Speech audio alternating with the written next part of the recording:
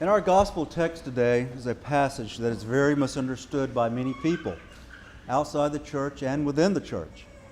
Judge not, and you shall not be judged. Condemn not, and you shall not be condemned. Forgive, and you shall be forgiven. Far too many people use these words as an excuse to remain in their sins. How dare you, they say, judge me? They don't understand. And a little aside, maybe being a little snarky, Jesus told his disciples in Matthew to feed his sheep, to serve and preach his church. And then he told them this in Matthew 16 and Matthew 18. Whatever you bind on earth is bound in heaven. Whatever you loose on earth is loose in heaven. Probably why so many people don't want to come to their priest for confession anymore. They're afraid for whatever reason.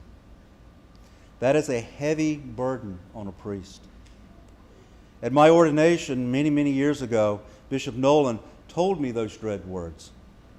He charged me in my priesthood to feed and care for the sheep that were bought with the blood of the Lamb. I still remember it as though it was yesterday. He said, what you bind on earth, Mark, is bound in heaven. Same words Christ was using. He said, it is a dread and terrible power Christ has given you. It is not something to disregard, nor is it something to club people over the head with. It is something that's supposed to bring peace and comfort to the sheep. But we hear, you cannot judge me. Only God can judge me. The Bible says so. That's not what that verse means. It does not mean we cannot distinguish between what is right and what is wrong, what is good and what is evil. That text is more of a warning against an attitude. We saw it with the Pharisees.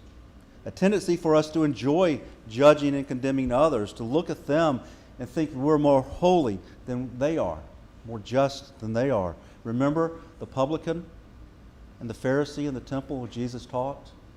How the publican would not even look up toward God. But the Pharisee thanked God that he was not like the publican. How often do we do that? How often do we have that type of attitude? Sometimes we forget, be therefore merciful even as your Father is merciful. When we point out sins and errors in others, it is to show mercy, to bring them back to Christ. We must be grateful that God does not treat us as some of us treat each other.